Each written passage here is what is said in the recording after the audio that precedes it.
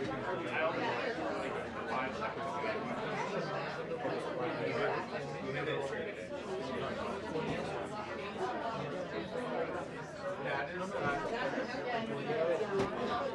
still tough to come through.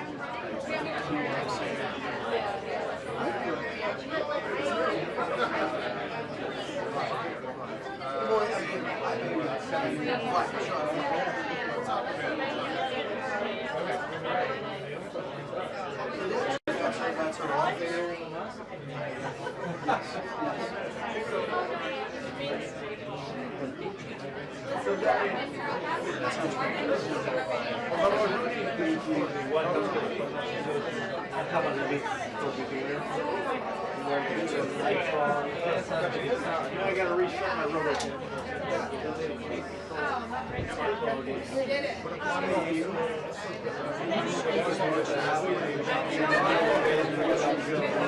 Just up against this wall here. Thank you.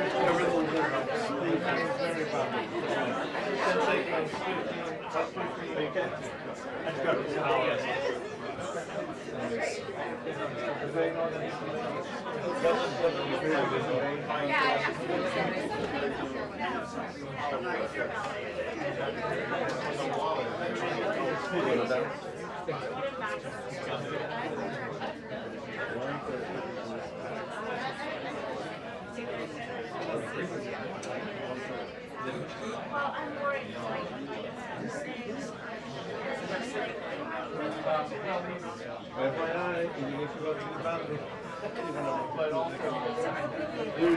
Sorry, I just didn't leave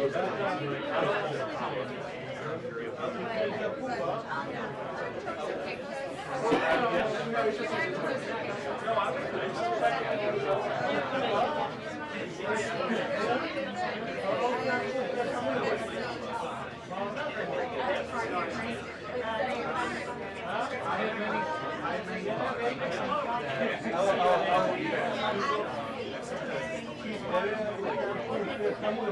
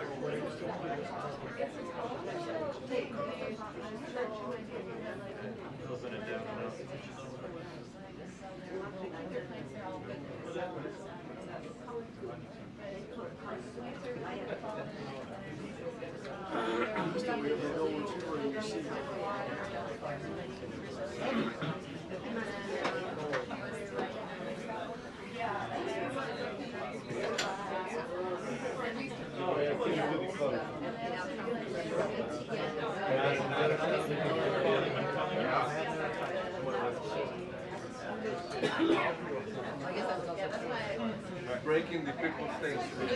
Joey, he sabotaged all. Coming down. Coming down.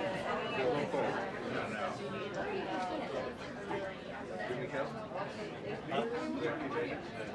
Reactivated.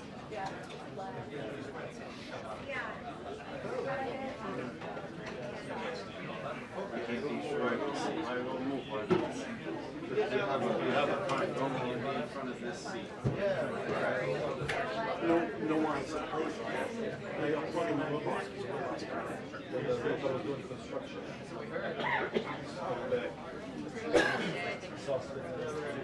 You know the robots in there, don't you? That was Aren't you seeing 60 minutes? Don't you watch 60 minutes?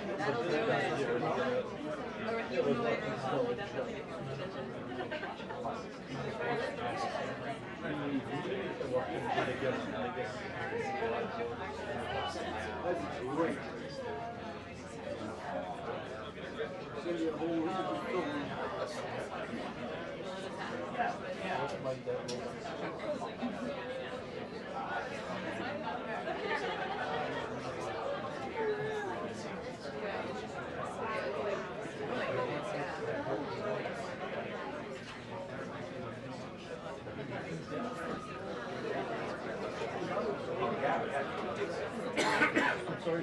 And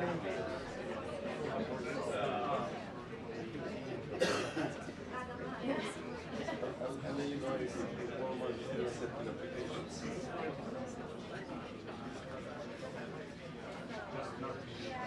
No, all right, but you know what I mean? It's not a door. Yeah.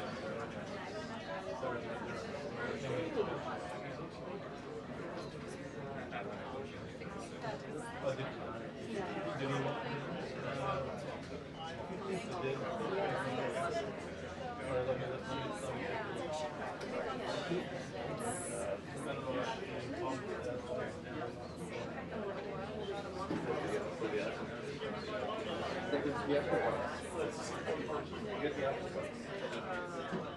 Looks like it's the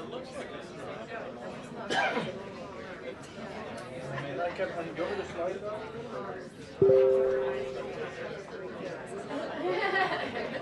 Keep on the same way, but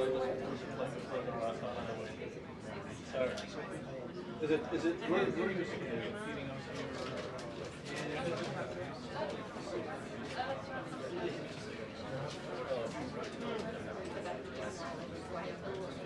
No, now they have enough for us.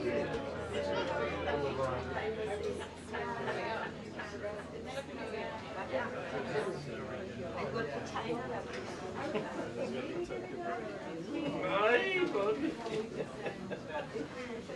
Say hello to my little.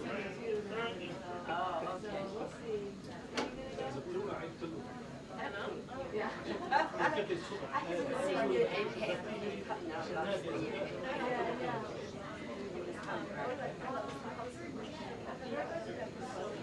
Yeah, last October. APEC.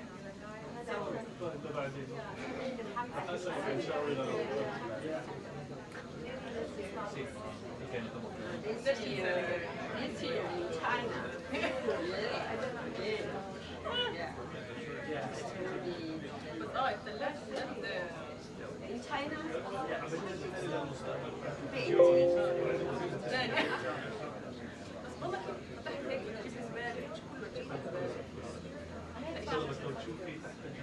ايش كان مشروع الساين بروجكت؟ انا بفتحها انا الثلاجة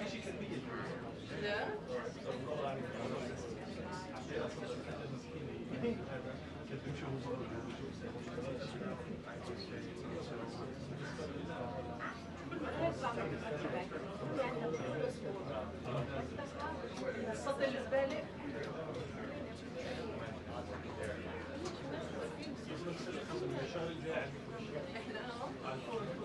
عشان اتمشى شوي عشان ايوه عشان اكون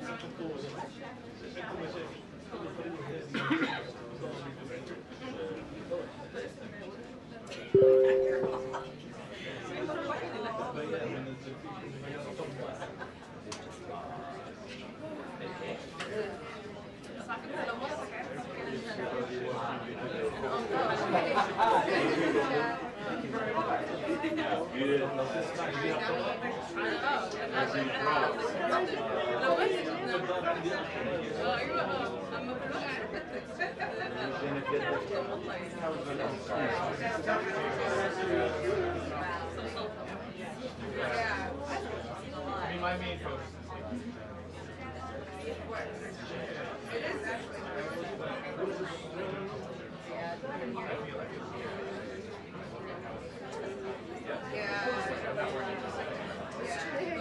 I know.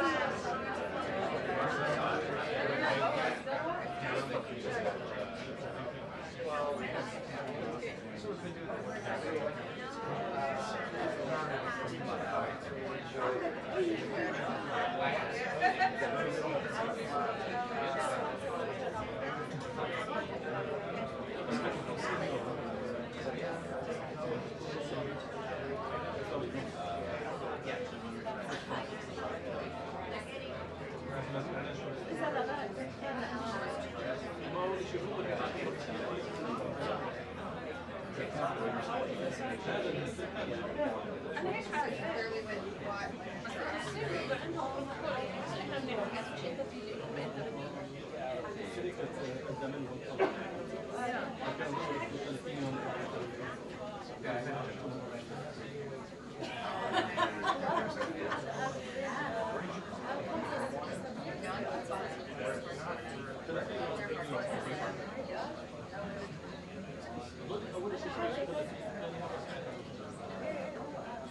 Oh, really?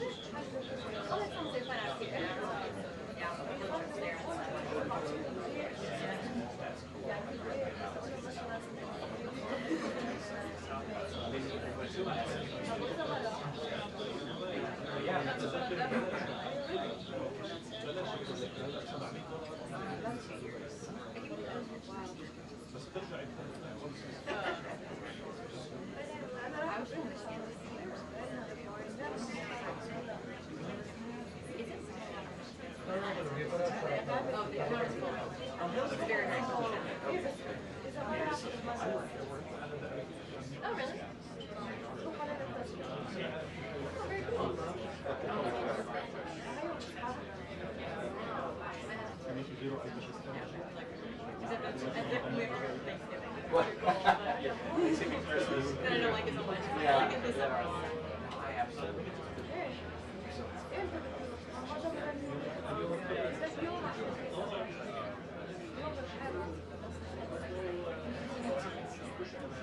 Everybody just where'd she go with Mona?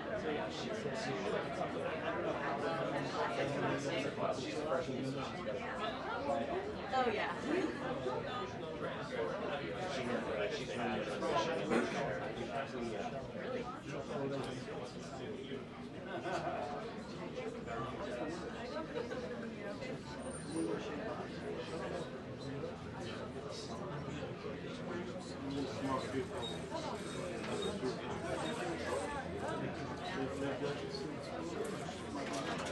Oh, that's the best. Yeah, after last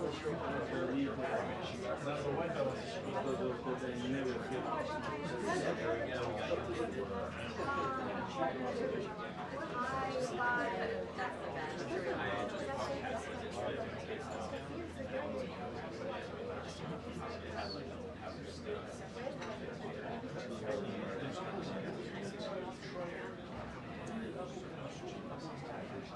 You did it all. Oh, it's great. I was doing our class.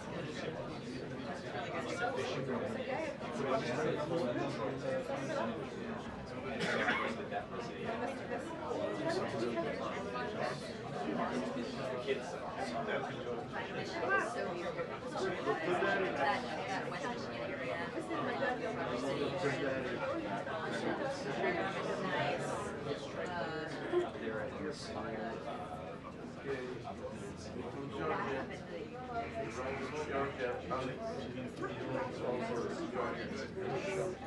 So it's very pretty. You got pictures, very pretty. But it's not just not quite as good as Traverse City, but Glen Haven, but it's pretty good up there. See, I think what they do is they put a prop on financial rewards.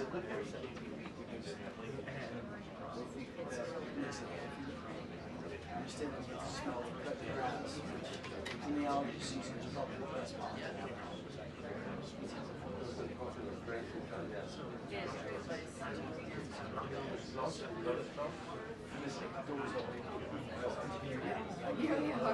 I like to see a lot better. You can smell the grass. I like the weather a lot better. And where I live,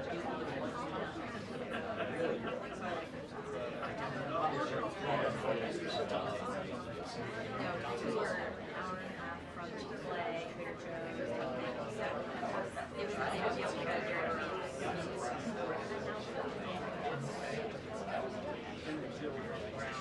No, they're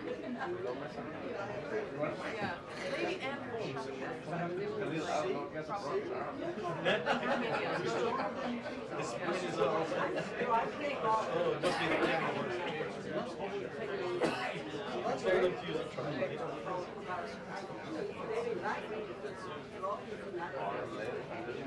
I think Mike took the videos on I've been doing this since high school.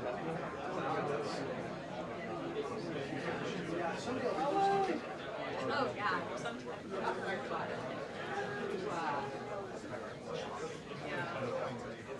I'm a runner.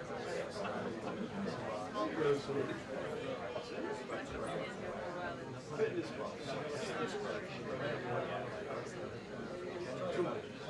I complain. I go to Florida for Christmas and but I'm looking forward to running. It was a beautiful weekend. It was nice long morning. We put around like 80 a day.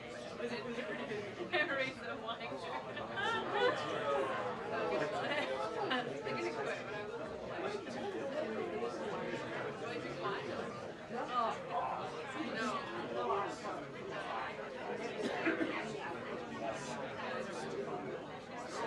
beers. Dad! More what?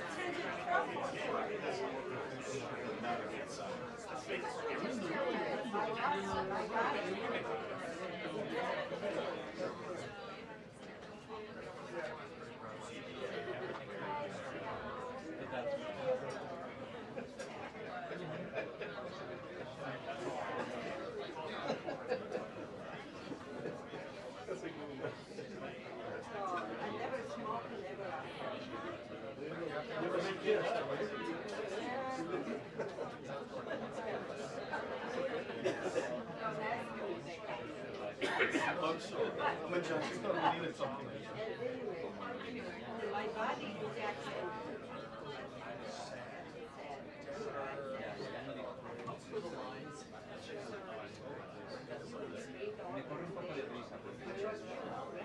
You know what I'm ready? It's my thyroid medicine. No. So now you're getting personal. I'm telling you, that's against typical regulations.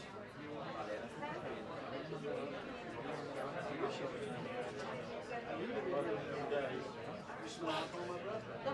Exactly. somebody.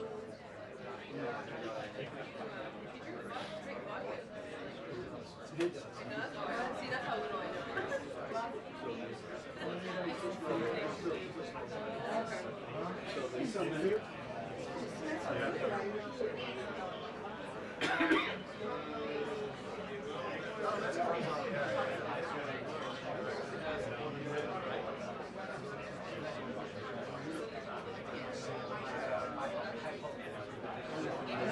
I know. I know. That's why I get out early.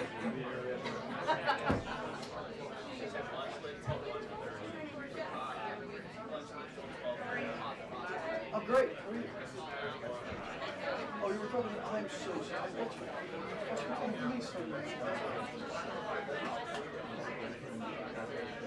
Amy, I don't think she likes me. Anymore.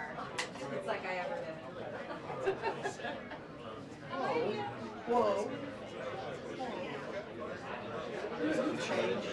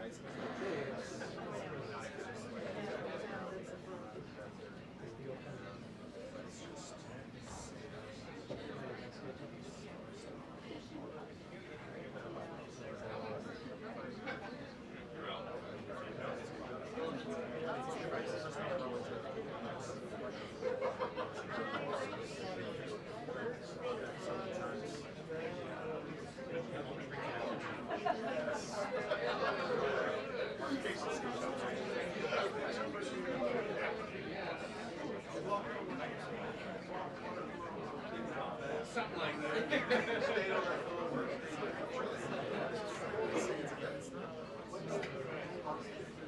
One more. Hold on. Sorry. Whoa. Whoa. Okay. How are we? Hi, how are you? Walk through the tuna can right here.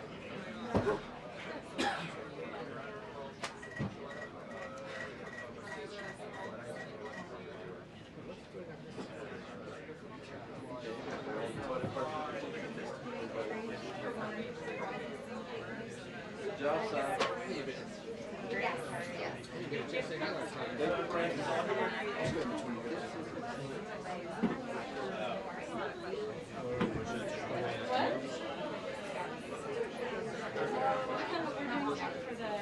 Yeah. I didn't get there till he was I was like, this is your life. For my last 20 years.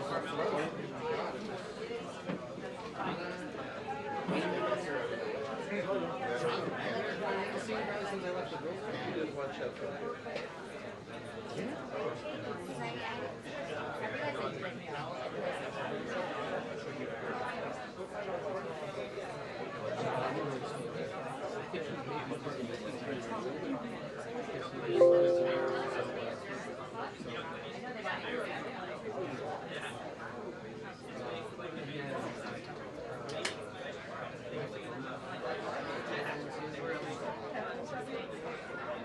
The only ones missing from the line is there.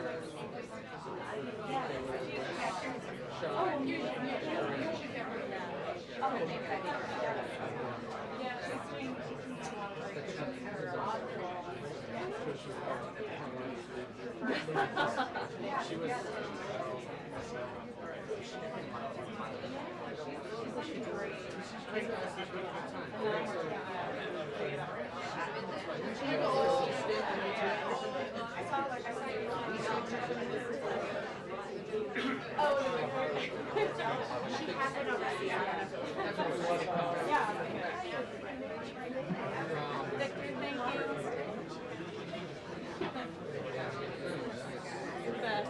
A couple more. But it's true. Thank you. For a while, for like 4 years. You see when Grandpa GAP dancing? It's the first one. When you go back, it's the first one there, so you can go the rest of the front of the I know. I'm just gonna post them on the browser for the meeting so I can get people. Yes. Thank you. Or, investigations of underground. Hello. His point about getting involved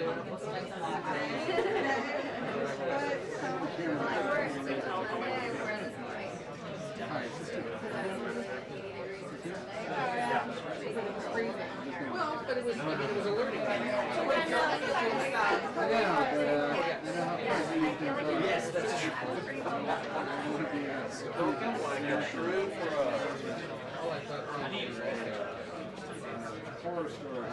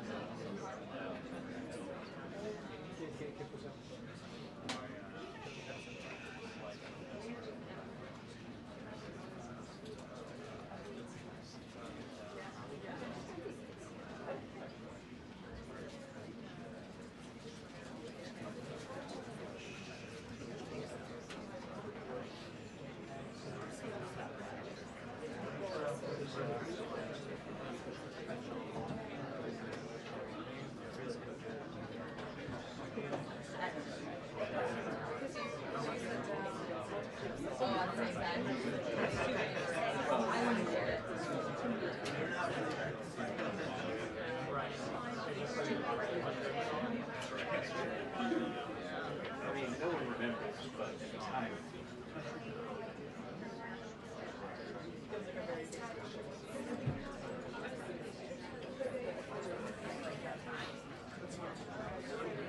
What's your background before your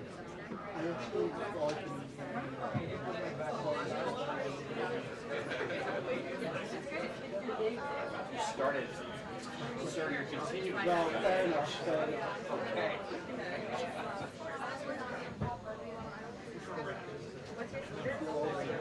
Wake up number 2.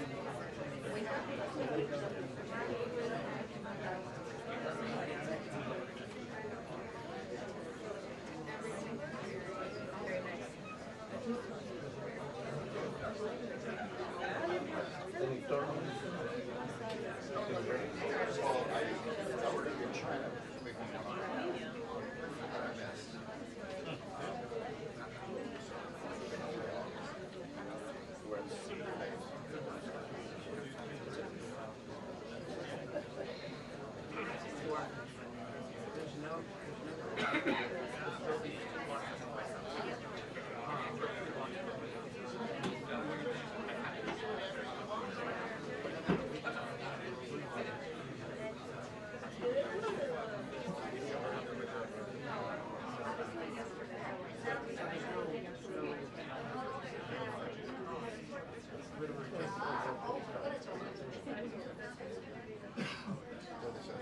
But you probably would.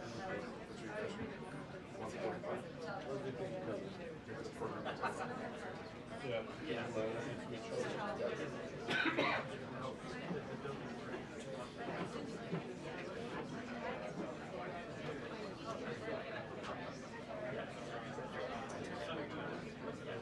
Yes, that's great.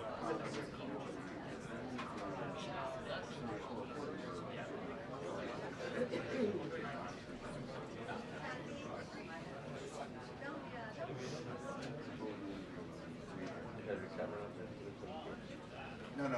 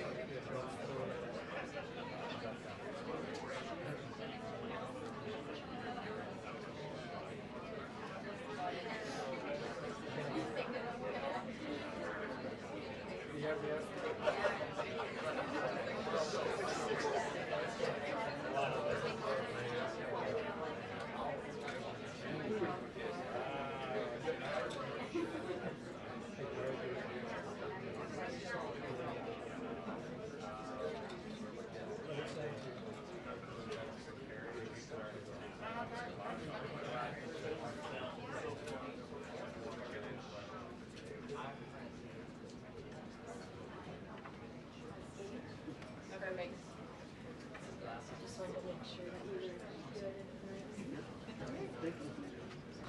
2 minutes? She didn't say 2 minutes.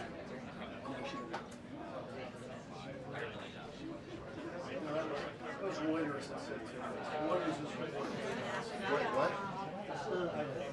Very You got a good. problem with me, just look. How are you? Good, how are you? I'm not talking to you. Any comments, any images, you got a problem. Have a good view. It's pretty good. Make it fun. I thought you were CNN.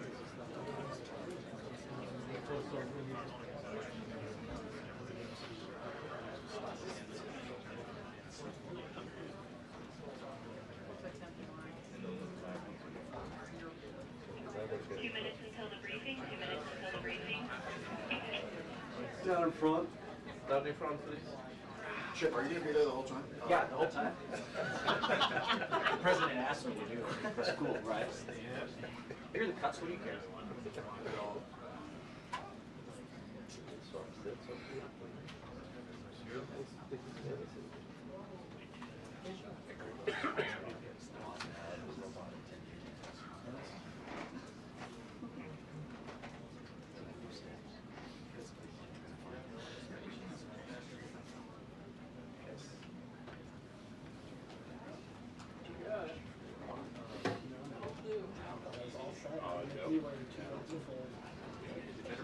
logic-based question speaks the truth.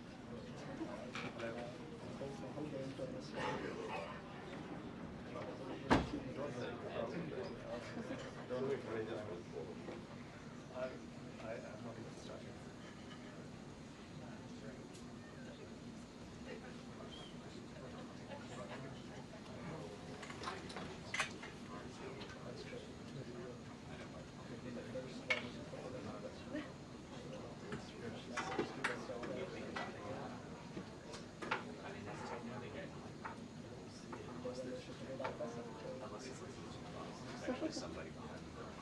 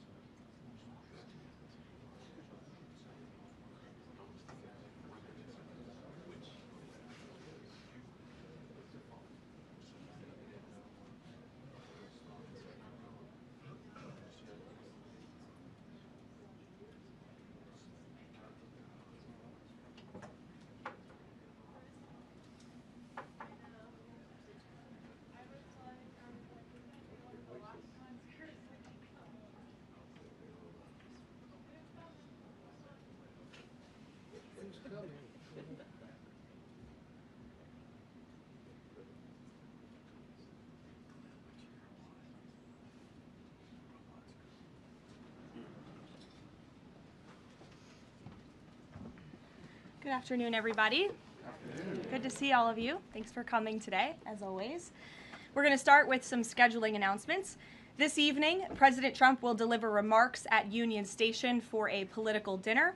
Tomorrow morning, the president will host the second cabinet meeting of the year and the 11th cabinet meeting of his second term. And later tomorrow afternoon, the president will host a Greek Independence Day celebration in the East Room. On Friday, the president will celebrate National Agriculture Day alongside nearly 1,000 farmers who are coming in from across the country for the first event of the season on the South Lawn, so pray for good weather, to highlight the president's successful policies in support of America's farmers, including efforts to lower input costs, open new trade markets, bolster the farm safety net, double the death tax exemption, end taxes on rural property loan interest, and create rural opportunity zones. Also, I'm pleased to announce that President Trump's meeting and long-awaited meeting with President Xi in China will now take place in Beijing on May 14th and 15th. First Lady Melania and President Trump will also host President Xi and Madam Peng for a reciprocal visit in Washington, D.C. at a later date to be announced this year. Turning to the ongoing military operations in Iran, The United States military continues to decimate the terrorist Iranian regime's offensive and defensive capabilities. Just over 3 weeks in, it's abundantly clear that Operation Epic Fury has been a resounding military triumph. More than 9,000 enemy targets have been struck to date. Compared to the start of the operation, Iran's ballistic missile attacks and drone attacks are down by roughly 90%. The United States is also annihilating the Iranian regime's navy. We have destroyed more than 140 of their naval vessels, including almost 50 mine layers. This is the largest elimination of a navy over a 3-week period since World War II. Again, let me reiterate, this is the largest elimination of a navy on the face of the planet in a 3-week period since World War II. We are systematically dismantling Iran's defense industrial base, which will prevent future threats to the region. Our military also remains laser focused on eliminating the regime's threat to the free flow of energy through the Strait of Hormuz. Over the weekend, we dropped several 5,000-pound bombs on an underground facility used to store equipment, including anti-ship cruise missiles and mobile missile launchers positioned along the coastline of the strait. Our military efforts grow more successful with each passing day, steadily degrading Iran's ability to terrorize merchant ships. For all of these reasons, we are very close to meeting the core objectives of Operation Epic Fury, and this military mission continues unabated. From the outset, President Trump and the Department of War estimated it would take approximately 4 to 6 weeks to achieve this critical mission. 25 days in, the greatest military the world has ever known is ahead of schedule and performing exceptionally. Day by day, the Iranian regime is being crippled, and their ability to threaten the United States and our allies is being significantly weakened. Their ambitions of building a nuclear weapon have also been crushed to an even greater degree than they were in Operation Midnight Hammer in June 2025. That's why you're beginning to see the regime look for an exit ramp. They recognize they are being crushed, their ability to attack American and ally forces, as well as their ability to defend their own territory is dwindling literally hour by hour. Following President Trump's powerful threat on Saturday evening, it was made clear to the United States that Iran wanted to talk. President Trump is willing to listen. As President Trump announced on Monday, the United States has been engaged over the last 3 days in productive conversations, which led the president to temporarily instruct the Department of War to postpone planned strikes against Iranian power plants and energy infrastructure only. The remaining elements of the Iranian regime have another opportunity to cooperate with President Trump, permanently abandon their nuclear ambitions, and cease actively threatening America and our allies. But the president's preference is always peace. There does not need to be any more death and destruction. But if Iran fails to accept the reality of the current moment, if they fail to understand that they have been defeated militarily and will continue to be, President Trump will ensure they are hit harder than they have ever been hit before. President Trump does not bluff, and he is prepared to unleash hell. Iran should not miscalculate again. Their last miscalculation cost them their senior leadership, their Navy, their Air Force, and their air defense system. Any violence beyond this point will be because the Iranian regime refused to understand they have already been defeated and refused to come to a deal. Here at home, we are now on day 40 of the Democrats' shutdown of the Department of Homeland Security.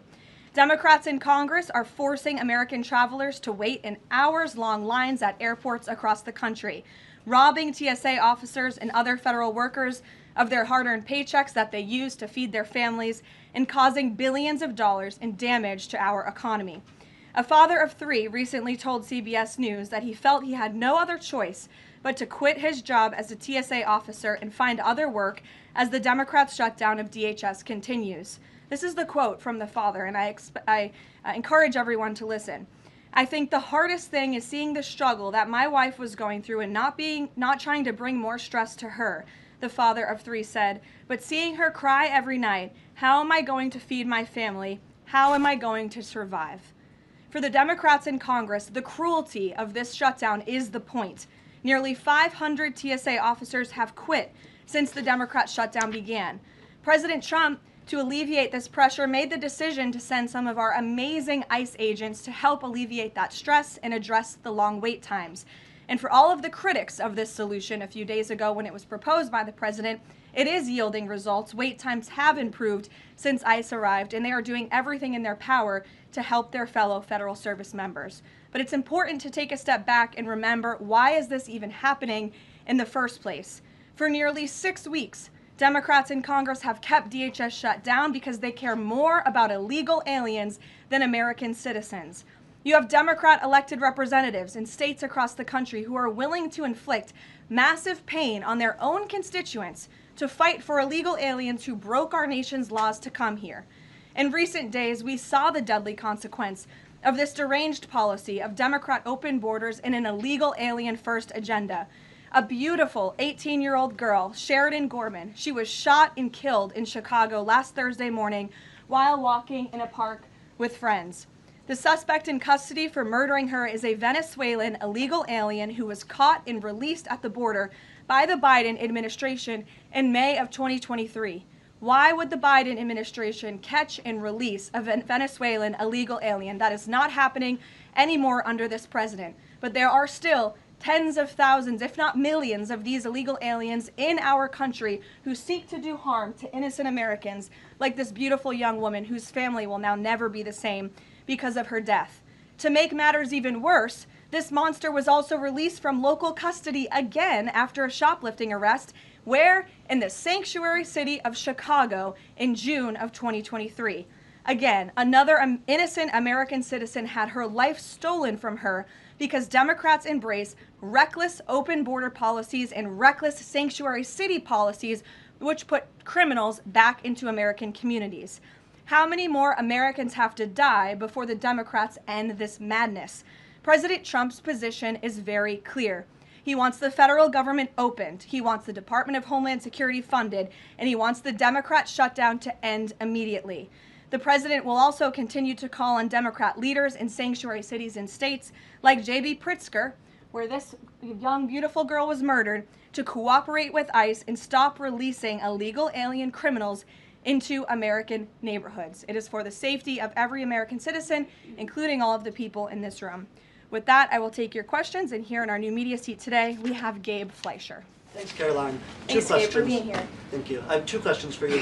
First, if the war in Iran continues past this current round of peace talks, and with thousands of troops on their way to the Middle East, is there a point, either a number of ground troops or a number of days, at which the president will consider seeking authorization from Congress? Well, as you know right now, that formal authorization from Congress is not necessary because we're currently in major combat operations in Iran. The Department of War and the President, as I said, estimated about a 4 to 6 week timeline for the full completion of these military combat operations. We're again on day 25 today. And as a courtesy, nevertheless, the administration did notify Congress, the Gang of Eight, ahead of the launch of the operation 25 days ago. And we've also had our top national security officials go to Capitol Hill to brief lawmakers, again, out of courtesy and out of respect for them. So at this moment, it's unnecessary, but of course, the President in this administration will always abide by the law. Gabe, or do you have a follow-up? Yes, sure, go ahead. Second question. In my reporting, I speak a lot to young voters, many of whom voted for President Trump for the first time in 2024, hoping to have no more wars and to have lower prices. Now, with the war taking place and with gas prices going up, curious what President Trump's message would be to those voters who kind of swung into his coalition in 2024, but maybe don't feel the administration is going as they had expected. President Trump is doing this for you. He's doing this for young people so that we are no longer threatened by a rogue terrorist regime in the Middle East that seeks to kill the brave men and women who serve in our country in the Middle East, many of them young people themselves, young men and women who serve this country honorably in uniform and have been threatened, killed, and maimed by the rogue Iranian terrorist regime for 47 years. President Trump finally had the courage to step up and do what's right by our national security, our homeland security. As for the temporary short-term fluctuation in gas prices, the president has said once these combat operations are over, this administration is going to continue to unleash American energy dominance. We're continuing to do that every day, and we're going to see prices at the pump go back down, just as we have over the past year because of this president. And don't think for 1 second if that the Democrats had their way, gas prices would be, as they were under the previous administration, the Biden administration, record highs. This president is keeping them as low as he can during this short-term combat operation, and they're going to go right back down when this is over. Gabe. Thank you, Caroline. Just within the past few hours, Iranian state TV has said that Iran has rejected the U.S.'s 15-point plan to end the war. What's the White House's response to that, and have these talks hit a dead end? They have not. Talks continue. They are productive, as the president said on Monday, and they continue to be. However, I saw a 15-point plan that was floated in the media. I would caution reporters in this room from reporting about speculative points or speculative plans from anonymous sources. The White House never confirmed that full plan. There are elements of truth to it, but some of the stories I read were not entirely factual. So I am not going to negotiate on behalf of the president here at the podium. What I will tell you is these talks are ongoing. We're not going to get into the nitty-gritty details that have been exchanged between the United States and Iran at this time. Well, yesterday the president mentioned a very big present that the Iranians had given the U.S. He wouldn't go into detail, but was it that ship that was carrying 2 million barrels of oil that made it through the state of Hormuz? I'll let the president speak on that at the appropriate time. And then finally, Caroline, today Iraq's government reportedly is planning to lodge a protest with the U.S. According to the Wall Street Journal. There was an attack in Iraq that hit a military clinic, killing 7 soldiers reportedly. What's the U.S.'s response to that? Was the U.S. responsible for that attack? I'll have to check in with the Pentagon on that, and we'll get you an answer. Thank you, Caroline, too, if I may. Speaker Johnson today described the conflict as wrapping up, but the 82nd Airborne Division, they're typically deployed at the beginning of conflicts. So does the White House consider this conflict as wrapping up, or is it changing shape? As I said at the beginning of my remarks, we are meeting our goals of Operation Epic Fury expeditiously. The president likes to maintain options at his disposal. It's the Pentagon's job to provide those options to the commander-in-chief. For any specifics on troop deployments, though, I would point you to the Pentagon.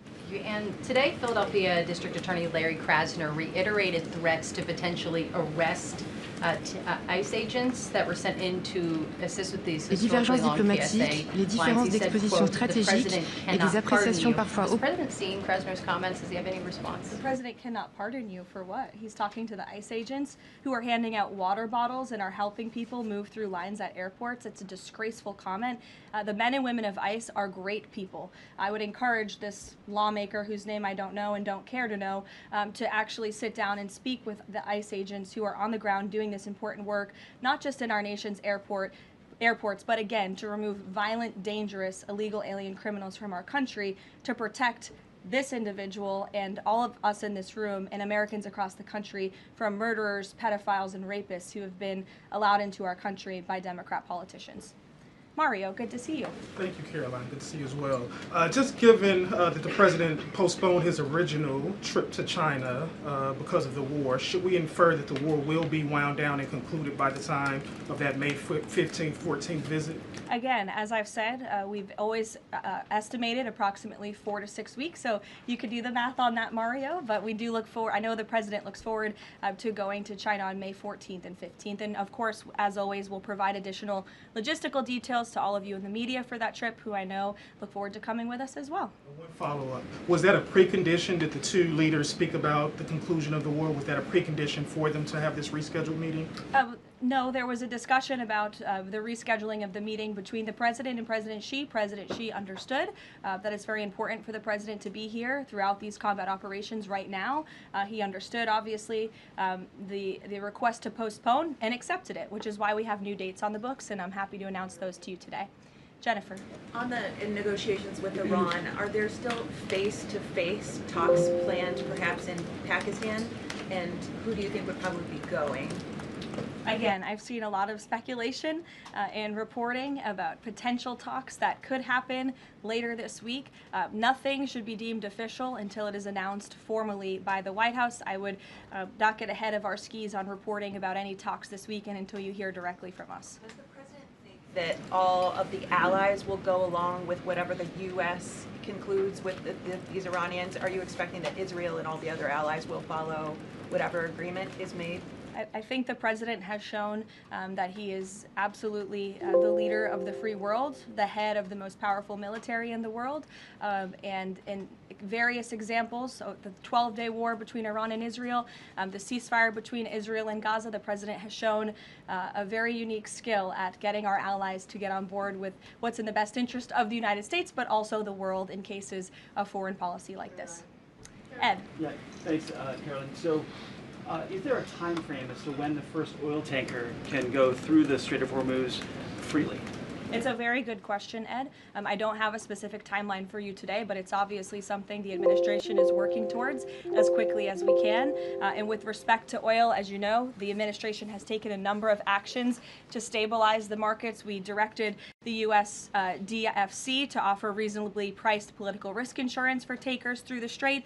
We issued that temporary waiver to allow countries to purchase sanctioned Russian oil to alleviate global pressures. We're working with the IEA to coordinate the release of another 400 million barrels. We issued that 60-day Jones Day Act waiver. And then just today, EPA Administrator Lee Zeldin, if you missed it, in consultation with the Department of Energy, announced a temporary emergency fuel waiver to allow nationwide sales of E15, gasoline blended with 15% ethanol, to remove all federal impediments to selling E10 gasoline across the country. The emergency fuel waiver will temporarily waive the summer low volatility requirements and blending limitations for gasoline to provide additional flexibility to the fuel marketplace. So as far as tankers through the strait, something we're tracking very closely, but obviously the administration is coming up with creative new solutions by the day to keep the price of oil stable, something the president wants to see. And I know Secretary Bessent, Secretary Wright, Secretary Burgum, EPA Administrator Zeldin are all working together closely to find ways to do that. The president gave that 5-day timeline for pause in operations.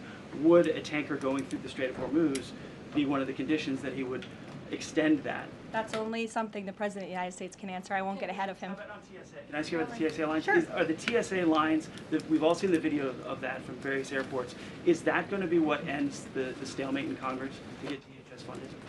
Well, look, it's the Democrats who have led to this stalemate over the past 6 weeks. The Les President divergences and the Republicans' diplomatiques, position les has been différences very clear. Fund the Department of Homeland Security, and we've attempted in good faith numerous times, both the President himself and lawmakers on the Republican side on Capitol Hill, to go to the Democrats with reasonable offers, with real solutions. They'll ask for something, we'll give them that concession, and then they say, oh wait, that's not enough, actually. So I think that's why I said earlier, the cruelty is the point. They want this chaos. They want to distract, I think, from the success of our military overseas right now, totally obliterating the Iranian regime. And it's very unfortunate because there's only, the only people that are suffering from this are the American people. And I hear that Democrats might be flying out of town tomorrow. How convenient and lovely of them that they get to go to the airport and that they'll get to go home to their families when you have families, TSA workers who are suffering. You have people across the country who are missing flights for funerals and for work commitments because of Democrat politicians on Capitol Hill. Mary, in the back. Thanks, Caroline. Glad to see you have a seat now. I do. Thank you. Is the White House satisfied with Republican leadership's efforts on the Save America Act? I think the president has made it very clear. He wants everyone on Capitol Hill to move as quickly as possible to get the Save America Act passed, and he wants to see that legislation on his desk as soon as Republicans and Democrats can move to pass it. But are there any lawmakers in Congress that the president is frustrated with on this matter and feels could be doing a better job? I think the president wants to see everybody on Capitol Hill move faster all the time. That he wants everyone in this town to work at Trump speed like we do here at the White House. We'll go to Karen. Caroline, 2 questions on Lebanon, if I can. Is the U.S. providing support at this point for Israel's ongoing offensive in Lebanon? And is the president concerned that right now there are more than 1 million people who've been displaced and potentially could be for a significant amount of time? That's not something I'm in a position to comment on for the first question. To the second question, of course, that's something that would concern the president. I think that's why he's again quickly moving to eliminate the threat of the Iranian regime in the Middle East, including weakening their proxies like Hezbollah, who have terrorized Lebanon for far too long. And I know that the president wants to see this, again, move as quickly as possible as we can over the course of the next couple of weeks here. Kristen. Caroline, a question about the Strait of Hormuz. If these negotiations are not successful, is the only option to reopen the strait boots on the ground, given that all of our allies have essentially said that they are unable or unwilling to help? Look, that's a hypothetical question. It's a hypothetical question. It's also a decision that would have to be made by the commander-in-chief, and I'm not going to get ahead of him. And in addition to that, when it comes to the Vice President, J.D. Vance, what has changed that has made him more of an active participant in these negotiations with Iran? I don't think anything has changed. The Vice President has always been a key member, the President's right-hand man, and a key member of the President's national security team. He's been part of these discussions throughout this entire course of the administration with respect, again, to the 12-day war that the President and his national security team negotiated a solution to, with respect to the ceasefire between Israel and Gaza and the release of the hostages, which there was a lot of criticism that couldn't get done, and it did. The Vice President has been by the President's side every step of the way, and any reporting otherwise is just completely false. I see him in the room. Again, the President seeks his counsel on all matters, both foreign and domestic. Can you just tell us who exactly the U.S. is negotiating with in Iran, and why the U.S. and this administration trusts that person? Again, as I said to Gabe's question earlier, we're not going to get into the details of these negotiations and conversations that continue to take place. As of course you can imagine, they are very sensitive diplomatic discussions. And I would reiterate, I do recall giving all of you the same answer when we were negotiating the ceasefire between Israel and Gaza. Gave you the same answer throughout the 12-day war between Iran and Israel. Gave you the same answer with respect to many of the other global conflicts that this administration has negotiated solutions to.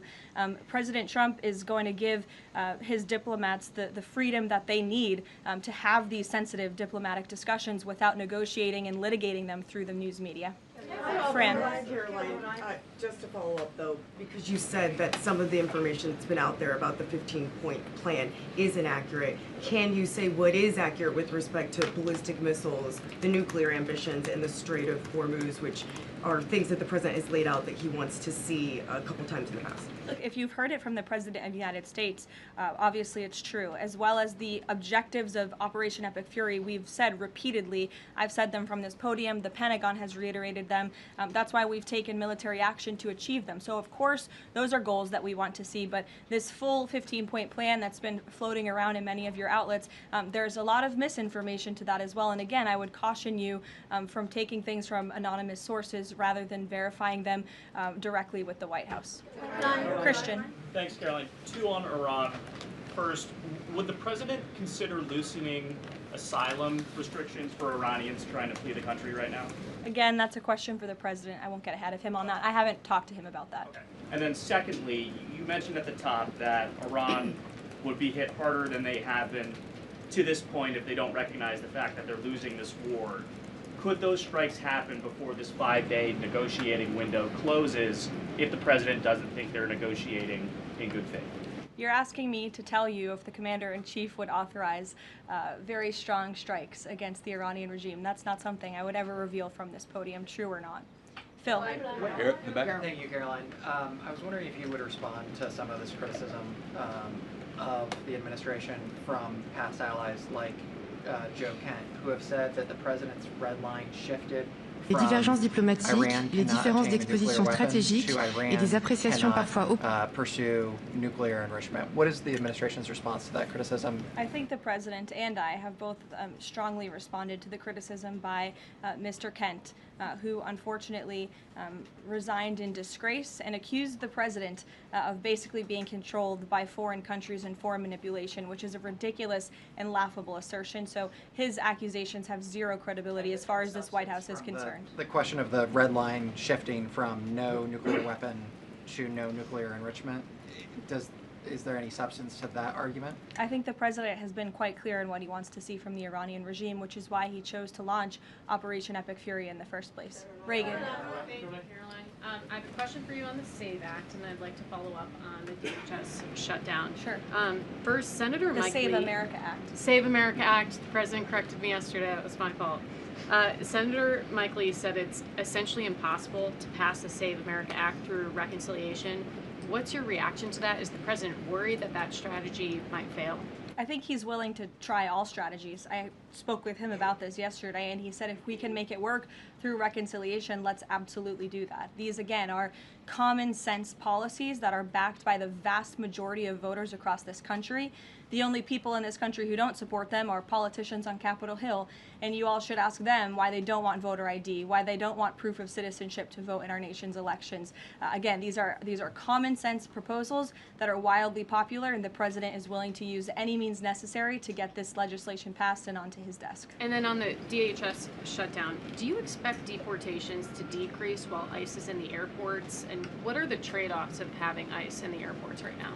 Well, to address this obviously short-term problem and the chaos that has been sowed by these Democrats on Capitol Hill, to address the lines and to get Americans traveling and get them to where they need to be. So the president, I think this was a creative solution, again, that was criticized, but we have seen wait times decrease, not as much as we'd like. Hopefully they will continue to, but at major airports over the course of the last few days as ICE has been facilitating with travelers in these airports. Sure, Caroline. Thank you, Caroline. On March 6th, the president said in an interview with Reuters that the U.S. should have a role in choosing Iran's next leadership. Now that we're almost 4 weeks into the operation, is that still the president's assessment of where things should go? As I've said repeatedly, I think the president obviously believes the United States wants to have someone in leadership position in the Iranian regime that will be much more favorable, that will be willing to work with the United States, that will no longer chant death to America. These would obviously be good common sense things for the United States and for our allies. I think that's what the president meant when he spoke with Reuters that day. Go ahead. The president yesterday said that he had achieved regime change in Iran because the regime has changed. In terms of... I mean, has it not? Well, the leadership... Their entire leadership has been killed, and nobody has really seen or legitimately heard from this alleged new leader. So wouldn't you say there's been a change in the regime? There's been a change in leadership. I mean, do you feel as though... There's been a change in the regime leadership, which is what the president said. So thank you for confirming he was right. I mean, do you feel as though you've achieved leadership level or the personnel in place right now in Iran that you're satisfied with? I mean, have you... I think it's too soon to say. In terms of highly enriched uranium in Iran right now, is your expectation, I mean, the stated desire of the president has been to prevent nuclear weapons. Is your expectation that the end game here is that eventually Americans will be in possession of that uranium, or you'll somehow have some direct control over the highly enriched uranium that could be used to develop it? Again, this is a point of conversation that continues. I think you know the means in which the United States would have to take in order to achieve that goal. Et je peux vous dire que moi, il y a quelques jours, j'étais dans des abris. J'étais dans les abris avec les personnes déplacées, avec des familles qui se retrouvent dans les mêmes abris que ceux dans lesquels ils s'étaient trouvés pendant l'escalade de l'automne 2024. That the DOJ recklessly released damning information in regards to President Trump's documents. Yes, I saw that letter from Congressman Raskin this morning, who I would add has zero credibility, and this letter was clearly a cheap political stunt. What the congressman did here, Brian, and for everyone in the room who's hopefully not reporting on this as fact, is that he took untrue and salacious claims in a memo that was produced by Jack Smith, who has been completely discredited for his lawfare and his witch hunts against this president. And that information was unverified. It never even made it into the indictment. And what happened to that indictment anyway? It was thrown out. And Jack Smith has been proven, a memo that was prosecuted on a witch hunt against President Trump. He tried to throw him in jail ahead of the 2024 election. That he took untrue with this lawfare campaign. And in fact, this story that was concocted by Congressman Raskin was so ridiculous. I understand his communications team reached out to some outlets in this room who responsibly said, we're not going to write this because this is just too much. However, of course, MS Now did write that story this morning because they continue to be left-wing propaganda for the Democrat Party. But I think Jack Smith has been proven to be a liar and a fraud, and this is, again, a cheap political stunt from a Democrat on Capitol Hill who I think wants to get himself on cable television. Thank you all very much.